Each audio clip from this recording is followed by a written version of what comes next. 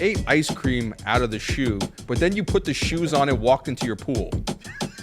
Because at the time, Kanye didn't even have a phone. So like his email signature said, Kanye West, no phones. He only used email. But that Jordan 1 was really a big moment for me as a kid.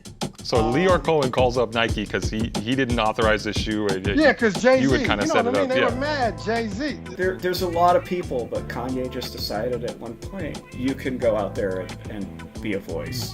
But the all red pair in the beginning was definitely, Nike was like, nah, bro, not yet.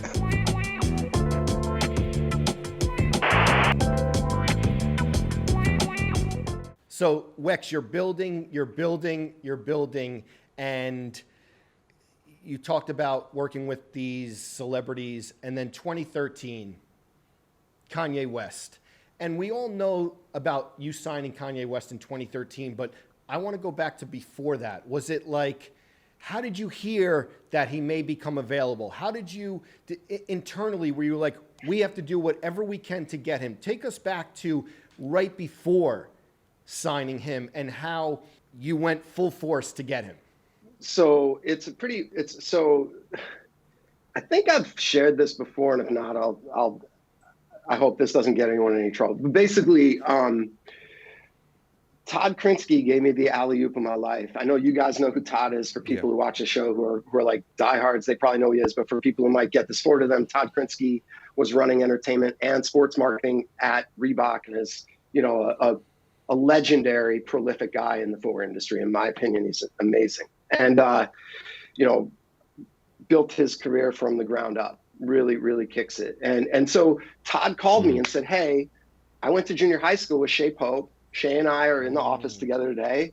And Shea is, definitely giving me the impression that there's an opportunity here. And, Reebok and Adidas were under the same umbrella by then. And so Todd and I were just talking it out, and it was like, this one should be for us. So he connected with our CMO at the time and said, hey, this came across, I'm giving it to Jon. Herman said yes. And Todd gave Shea, who gave Kanye my phone number, because at the time, Kanye didn't even have a phone. So like his email signature said, Kanye West, no phones. He only used email. And so every time I get a call from a blocked ID caller, I picked it up, which I would never do today, obviously, but then I did, and it was him. And he was calling from Hawaii. Actually, you were, or I know Complex had people out there. I don't know if any of you guys were out there, but it was while he was recording Cruel Summer. And I remember talking about basically what we ended up doing in Cody was his vision for Hawaii in that moment, which was just, mind blowing as far as the guy having a vision and just really seeing it through. But yeah, so it started in 2012 and took a full year and a half of my life to get to the point where we worked out all the details. And even on the day he signed it, he called me after and said, hey, I want to change some stuff. And I was like, we both just signed it. So let's keep it moving. He wanted to "All right, change cool." the But contract the day after he signed it? Well, he wanted to make some tweaks. And so obviously when you're working with someone that creative, I mean, look at the product, right? The shoes are constantly, even the 500, right? Yeah. They change a little toe bumper and a stitch line because he's perfectionist constantly. We weren't surprised by that, by the way, that he was like, hey, let's change this, change that. That was all good. And obviously there's been plenty of iterations on that, as you've seen with the contracts he's published from the record industry, where he's made, revision after revision. After the Yeezy season show, they have that concert in the middle of New York City. It's 20 degrees. Awesome. It's 20 degrees outside. There's Kanye, I think Big Sean, 2 Chainz. They're all on. It was the whole 2 Chainz. I was there. Yeah. They're all on stage, all wearing the 750s together. Do you remember putting that moment together and thinking it would be iconic? Kanye put that together. So that was an incredible moment in time for sure. That whole day was just an iconic situation, and it was nuts because we had the actual season 1 in the morning. And I won't say the executive's name, but he's from a large shoe store chain. And I remember him turning to the CMO of Adidas, who I was standing next to him, being like, I don't know what you guys think you just did, but that doesn't speak to my customer at all. This was a complete waste of my time. Wow. Was it Dick Johnson? He said that about the Yeezy season 1 show? Facts. Oh, Welty's throwing names out. That's who it was. Wasn't I'm Drake, not- Drake, I'm not- wasn't Drake in the crowd? I'm not saying any names. Drake, Rihanna, Jay-Z, Yes. I think Beyonce, Kevin Justin Bieber. Durant. Kevin Yeah, I Durant was remember. on stage. And was it? There wasn't anyone who wasn't. Oh, so I'm still talking about season 1 in the morning. Okay. The concert at night was the Kevin Durant Rock City Classic. Yes. So it was actually Yes. a Rock Nation concert, and we as Adidas sponsored it to have risers there, which of course, because of the weather, I mean, to the point, it was 20 degrees below, but it was also like fucking windy, as crazy as ever windy could get. And so like they couldn't build the rafters because it was like a hazard. So we had people stuffed in the 40-40 room across the street. Yep. But in any event, my favorite part of that show was that during Yeezy season 1, I was talking to Jon Maguire, and the agreement that Kanye and I had struck was that we were going to live stream Yeezy season 1 to all these movie theaters and sell tickets in these movie theaters globally, which of course had never been done before. And of course was Kanye's idea because that's what he does. And obviously that was like a big clusterfuck for me internally because all the PR editors who were invited to the show were probably going to get pissed that they weren't getting exclusive access. And there was like a lot of drama around that.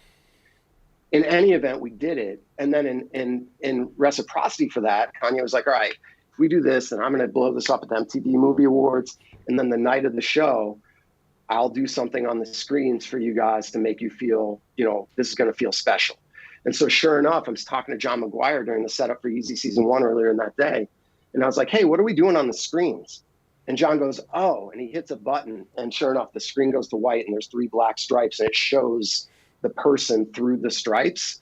So as you were watching that concert at the Kevin Durant Rock City Classic, you had Kanye and the whole Good Music team lighting up New York City, and those 3 stripes big on the screens with like Kanye performing behind it. And so it was just like, Crazy. that was when I was like, I don't think that can be repeated, man. Like, and then we did season 3 and then that, like, it was just like never ending escalation. But like, when you're going through that at the moment, you're like, there's just no topping this, it was just like spectacular. And by the way, about a mile away in Madison Square Garden, because that was at the Flatiron District, I think, or at Madison Square Garden, Snoop and Dr. Dre were having their reunion concert. Yeah. So me and my lawyer literally went from the Rock City Classic to Madison Square Garden, and they kept sending us like 7 blocks around the building because we kept going to the wrong entrance and it was like freezing cold. Anyway, finally we said fuck it and just went to a bar across the street. But the next morning, I remember walking outside of the Soho Grand, and I'm telling this buddy of mine from Adidas about the night before because he wasn't there. And I'm like, I'm so bummed that we didn't get into that Snoop Dr. Dre show. And this guy standing 5 feet in front of me turns around and he goes, oh, that show was incredible. And it was Dave Chappelle. Oh, man. Because it was the SNL 30th anniversary reunion that same weekend. So like all the guys were staying in our hotel. And so then we ended up hanging out with Chappelle, and Corey gave us tickets to the show that night. We went and saw Chappelle, and Michael Shea opened for him, and Hannibal Buress was in the middle. It was like Michael Shea, Hannibal Buress, Chappelle. Yeah, it was just like incredible, man. And that was actually really funny too. I know I'm kind of like bloviating, sorry, but funny story. First person I see all good. when I get this is a funny story. First person I see when I get to that Dave Chappelle show is Kanye's security guard, Pascal, at the time. He's got a new one now, but Pascal Duvier. And so I'm like, oh shit, I guess they're here too. So then we go inside and it's standing room only, except this one area along the side where it's like seats, and that's for Kanye and Kim and their crew. And so then I see Tracy Wynn across the way, all the way across the hall, Tracy Romulus, and she's like, yo, and we're waving, and they wave us over. And so we go over there and security is immediately like, you are not coming up here. And Tracy's like, no, they're cool. They can come up here. So me and my lawyer and 3 of our friends get up there. And then Kanye and Kim, that's where Kanye took the picture with the shoes off when he gave them to Chappelle Yes. in the red room, which actually that photo was taken by Travis Scott, by the way. Wow. Travis took that photo. But but yeah, it's crazy shit, right? And so then Kanye and Kim come up, and Justin Bieber's with them. I think Vic Mensa is with them. And Vic I've known since he was like a 15-year-old because of Chicago. Like I was helping those kids sneak into Lollapalooza when we had stuff backstage. And it was all of them. And they're all saying, what's up to me? And security's looking at me like, who the fuck is this dude? Like, why is this dude getting love from any of these famous people? You know, he's just like this dork in glasses. So anyway, it's just really funny, man. It was just like surreal. It was nonstop surreal stuff. 2003, you end up getting the Nike collaboration on the 2 Dunks, which have become legendary part of sneaker history. At this point, you know, they resell for over $1,000 a piece on StockX. There's the high top and the low top one, the high top being a lighter colorway, low top being a darker colorway. I'd read that Nike kind of had this overspray technique that they said that they could do at the time, and they approached you with it and said, hey, what do you think? And you're like, I can do this shoe. Like, how did those sneakers come about? What was it like designing them? What was the process? That's correct. Actually, Jesse Leyva and some of the team at Nike at the time came to me with the overspray technique that's on those Dunks and said, basically, we've developed this new overspray technique, and we think you're the right guy to launch it with. And, you know, from there on, it was on me to decide colorways and approaches, and also, to me, one of the shining moments of that collaboration was being able to do the box. Yeah. You know, I think very few boxes had been done for commercial release, let's say. So, you know, I had a nice runway with which to see how to best launch that. Obviously, it was a blessing to be in that seat at that time. It was a very pivotal sort of moment in collaborations. But so I chose the black, white, and gray, which, you know, sort of is how I represent as a brand. And we flipped it from, you know, reversed it from the highs and lows, and, you know, tried to add yet a different kind of fingerprint with the overspray and the stencil effect on the box. That was my sort of trying to take the spray concept, but not in the most obvious Kappa spray tag on it fashion. And that was, you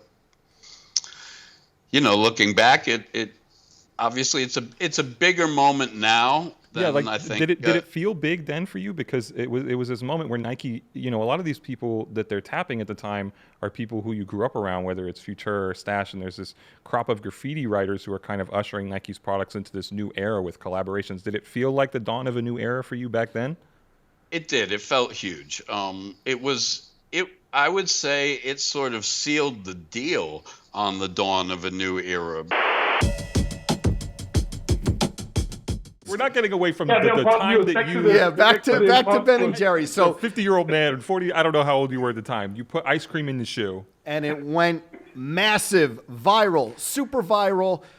People were mad at him? Yeah, people were mad. I think it made Yeezys and Mero, but... I would say 80% of the people were mad at me, but I think the average age of these people were around 16 to 20, I would say. And mostly the boomer generation understood what I've done. So they were really sending me even messages and mails and saying, hey, well, I love what you've done there.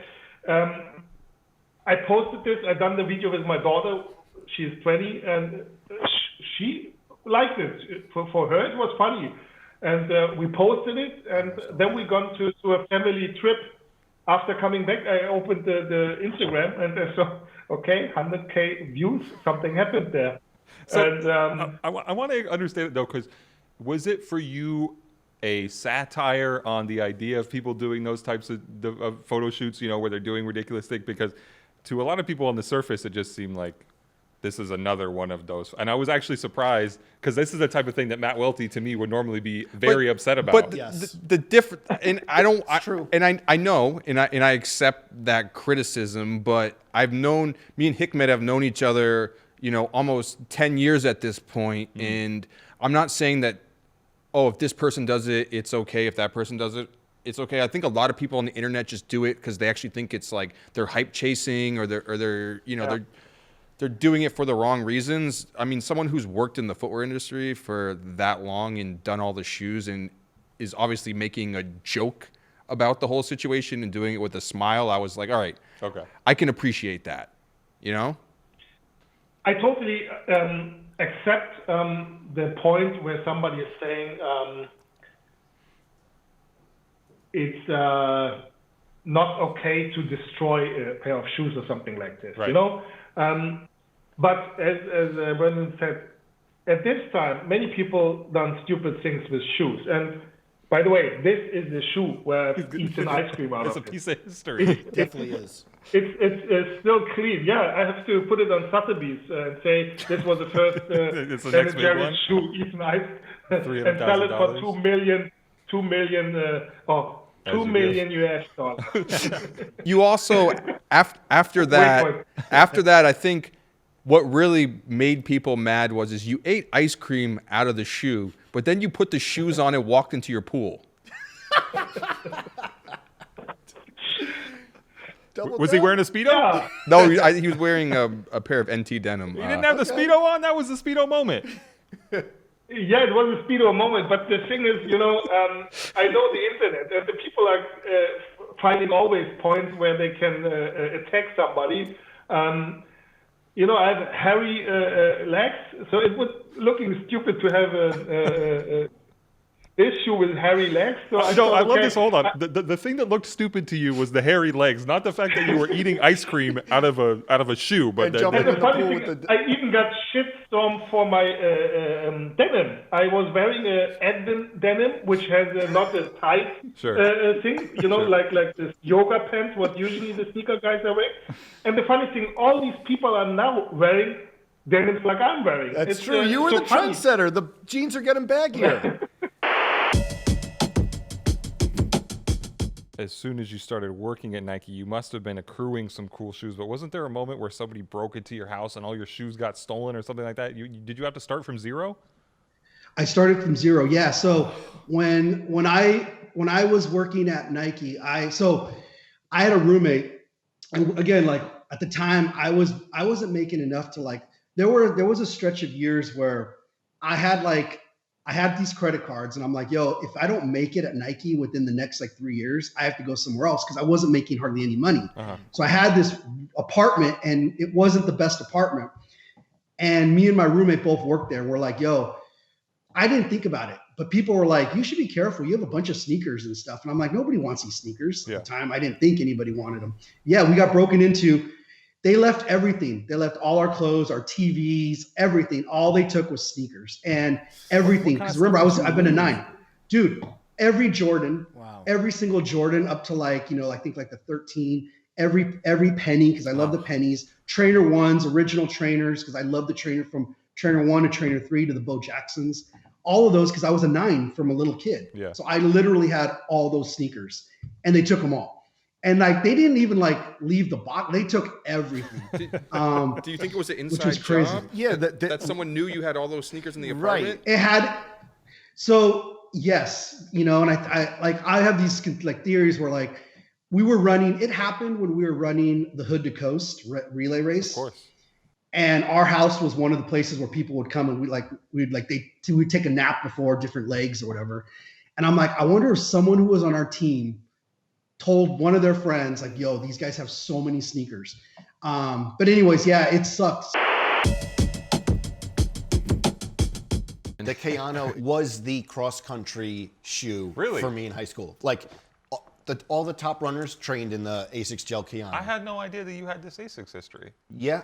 I mean, if only you knew somebody who knew some people at Asics. I have a lot of Gel Kayanos. And so Colin tell Ronnie to set it up. Colin sends me. I know, but we need a What do you we want? need a shoe. I'm not Oh, what I shoe. want. What the people want, Joe. A shoe. You want your own collab. You guys want to? need your own You guys collab. want to talk about legendary Joe La Puma Asics moments real quick? No, don't. What is it? Yes, the we Cove? can. What yes, is the it? Cove. Yeah, Joe La that Puma picture's modeling. If you guys that picture lookbook? exists, but that picture is not going in this episode. We're gonna, so don't even think about it. We're just gonna put it right here. Shout out Zach. You're not proud of that moment? You modeling the Ronnie Feig Asics Gel Light 3, the Cove? That's a piece It's of not that sneaker I'm not history. proud of it. It's just It You would have exists. done the fit differently looking back? I think it was jean shorts. It was a Goodwood beaded necklace, I think you're and it was a Bape camel hat. you're sitting on like Nothing wrong with that. the rocks like outside That was someone's of the backyard pool. who we knew. Yeah. Your legs are like dangling. And Phil off from the- Madbury Club was in there. Yeah.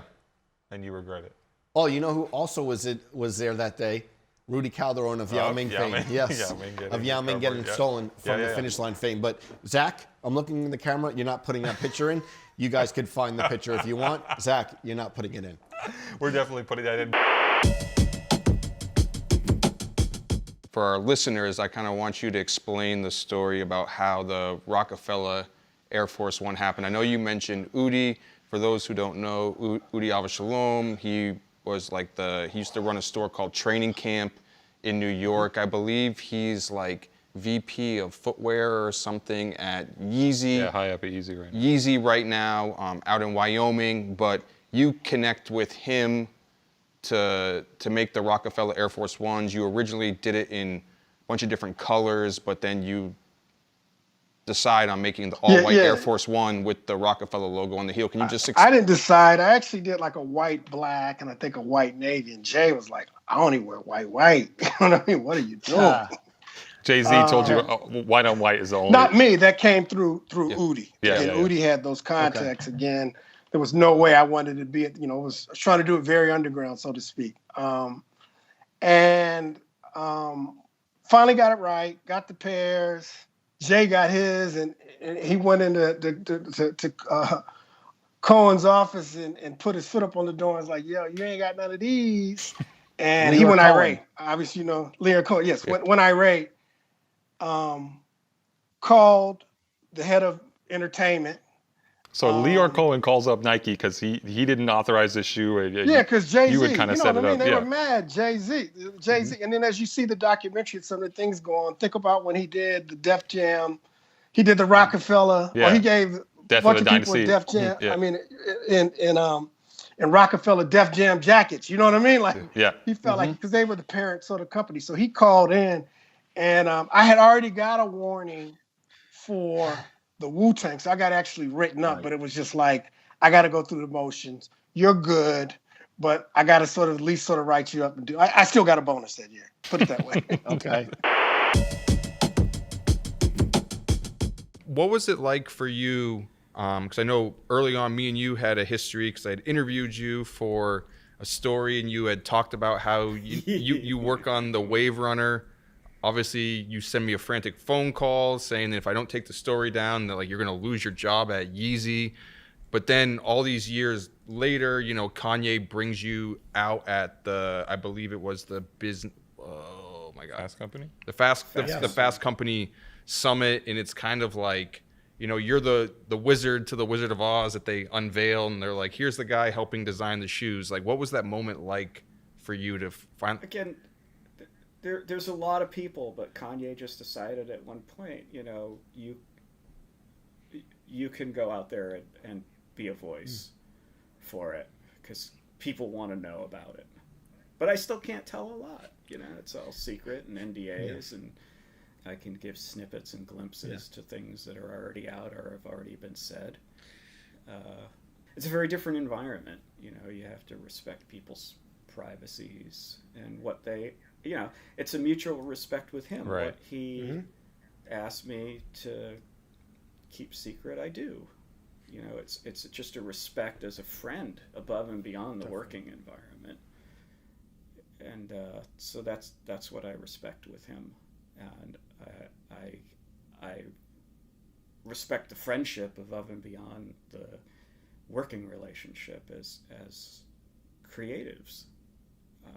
It's a brotherhood more than anything. I mean, he's introduced me to all kinds of amazing people that you find out later that you influenced. And without my career, these people wouldn't have their ability to create and do the amazing things that they do for the marketplace, like Fonz Bentley. I mean, guys who inspire me back, and I inspire them, and it's really cool. And Don C, Don C's become like a great friend. Love that. One of the best voices of all time. Oh, I love Don. He's one of my all-time favorite people. Absolutely. And so to me, it's like it's gotten those guys to meet the guy who did the stuff that they, kind of like with Kanye. Yeah. I designed the shoes he wanted, Yep. and these guys were part of that group, and the guys going to Paris, and so it's kind of cool to meet all those guys and cross-pollinate with all of it and create together and be a bigger part of the culture. And that's what's so magic about all of it. You become collaborators and friends more than anything.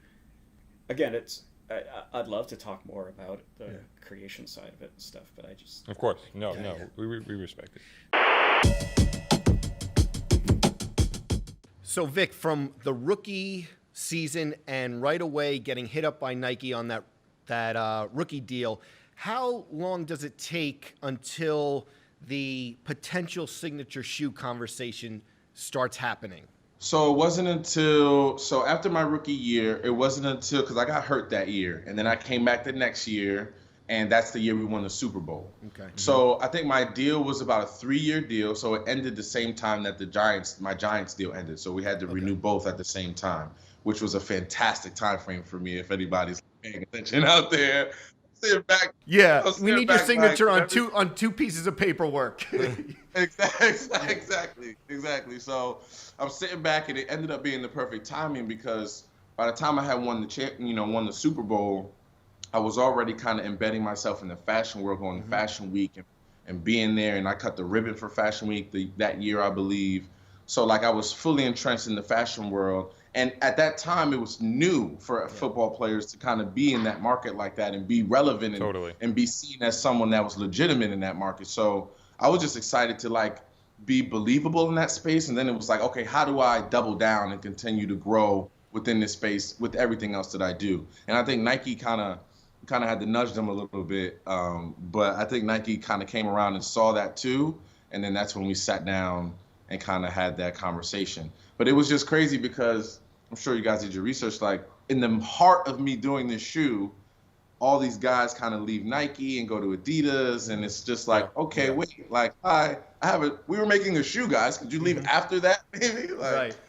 Take some time, but it was definitely a roller coaster to say the least. I remember when those guys left Nike and went to Adidas. This is Mark Dolce, Mark Miner, and Dennis Dekovic. And I was reporting on all that stuff at the time, and there was this one court document where they said that one of those designers had stolen some Nike design files called Victor Cruz CAD Final NSW or something like that. Do you remember that moment when your kind of potential sneaker had brought up in this lawsuit? Obviously not involving you, but just referencing the shoe. Do you remember seeing that?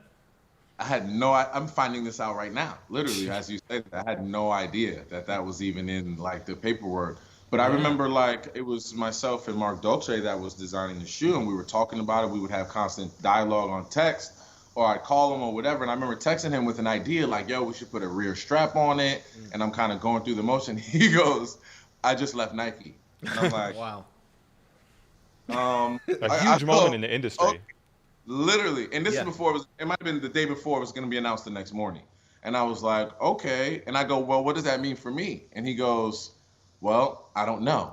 And I was like, so there was a good, I want to say 3 or 4 month lull period where I kind of had to wait for them to kind of rehire and then bring me back up. And we finally got it done, but it was definitely some leaps and bounds. They didn't even let us put the red pair out first because they thought it resembled the Yeezy too much. And thought that, Dolce was stealing designs and did this as a slap in the face to Nike, but it wasn't. We kind of made this from scratch. We ideated around it, but the all red pair in the beginning was definitely, Nike was like, nah, bro, not yet. Okay. And they didn't drop. They ended up at Marshall's, right? And your sister calls you and it's like, Vic, the shoes are there for $59.99, and you go and buy all the shoes. And your sister and you don't are you for real? FaceTime. You know what I mean? I'm FaceTime. She FaceTimes me and she has this shoe in her hand. And I almost I dropped my phone and was I'm going to all the Marshalls. I was going to the Rosses. I was going to everywhere. I need to know where all of these are. I even had Siraj on the hunt. He's in Jersey City. He found 20 pairs in Jersey City randomly. Vic, did you want that shoe to come out and Nike didn't want to put it out, or what was the? Yeah, I wanted that shoe to come out. It was the first, like, we sat down in the meeting. That was the first sample that came out. I tried it on. Like, there's photos of me in my phone of me trying on that shoe because that was the first shoe that was going to come out. And then we were going to unroll, roll out the other colorways. But I think once Nike kind of caught wind of everything and then they saw the shoe and was like, no, I think the time frame of when the All Red Yeezy and then this shoe came out was just too much. And there was too much turmoil going on around it. It was just not going to happen. You got a good cake out of it, though. A good birthday cake one year. Just like the red. Yeah, he had the red Victor Cruz trainer. The other weekend, I went. It was the tank. What? What's his name? Gervonta. Oh yeah. Gervonta Yep, the Davis. fight. Yep. Yeah. The fight. So I went to go watch it with my superintendent who lives below me. Of your high school. Oh no, superintendent. No. Okay. Superintendent Chalmers. In my building, and he lives below me. Okay. And we were just watching the fight. Nice guy, and we're watching it, and he's like, "Hey, I got some news to tell you." And I was like, "What's up?" And he's like, "Oh, well, Sorry. When he tells you he has some news, are you worried in that moment? What's the first thought? I don't know. We're raising your rent? No. Or I thought, crazy you know what I thought it was? Upstairs? I thought it was going to be something where maybe the owner was like selling the building and everyone had to move out sort of situation. And I would have been like, what the hell? Yeah. So he's like, hey, my wife's going to like Kansas City and we're looking to buy a house out there. So I think we're going to move. And I was like, okay. And he's like, well, if I do move, I think you can move into my apartment. And he lives on the first floor, but he built out like a man cave with like couches and TVs and everything in the basement. And he also has the backyard. But he's the superintendent of the building. So, which means heavy is the head that wears the crown. Which doesn't mean much. Heavy. I think it would Are you ready for that? I think it would just mean I would just have to like sweep the. I only live in like a 3-story apartment. There's like 6 apartments in my building. We don't need to give it out too many details. No, it doesn't. I mean, it's not. It's not. I don't live in a building complex, Or let's say you do, just to throw people off. Yeah. Okay. But he's like, you would need to sweep the floor sometimes to take out the trash. So like, I'm like thinking back in my head, I'm like, well, this means I'd be the superintendent. You'd be the super. But for the trade-off of getting a full basement and a backyard. What are we doing in the basement? What are we putting in there? I think I'm going. Podcast studio? I'm on the fence. I think I would turn it into a full gym. CrossFit box? Which, I mean, man cave is nice, but living by myself, I kind of have your space already. Yeah, that space already. But how's the backyard though? It's pretty decent size. Can we put a ping pong table? You're gonna do a little like the Paulie Walnuts just tanning out there. But as you guys know, like living in this area, like having a backyard is such like a big deal. I had a backyard luxury. in my last place. It was quite nice. Listen, over the past year and a half, like having a backyard when I used to go home and just being able to sit outside, you never appreciated it more. Yeah. So when is the deal like? When is this deal? I don't know. Are you skeptical at all that he's downplaying the amount of responsibility that you would take on if you became the de facto super of the building? I was like, are you going to have to be plunging people's toilets? I don't think so because there were certain things that I had asked him or had like contacted him in the past, and he was like, you need to contact PSE&G for this one. You mean when the rat family was slaughtered in your bathroom? Yeah. How do you handle that? How do you handle that differently as it went down for you? I mean, he's already cleaned up rat blood. I had to do it myself. Is that what you're going to say? Someone calls, hey, listen, what are you going to say? I've been there. Yeah. Said I got the baseball bat ready. You have to take it into your own hands. Oh, my goodness. So listen, this all ties in. Yes. Because Welty is already proving himself as a super because I acquired an air conditioning unit for the first time in my life. Just one of those things I was putting off and being cheap and frugal about. But this week we really actually had. Yeah, it was like 93, right? We needed it. Well, no, it was like 99 degrees. Wow. It was hot. And I hadn't installed it yet, and I didn't really know how. And I got kind of roasted by my colleagues, by my coworkers, because I had it just sitting in the windowsill, which apparently is not.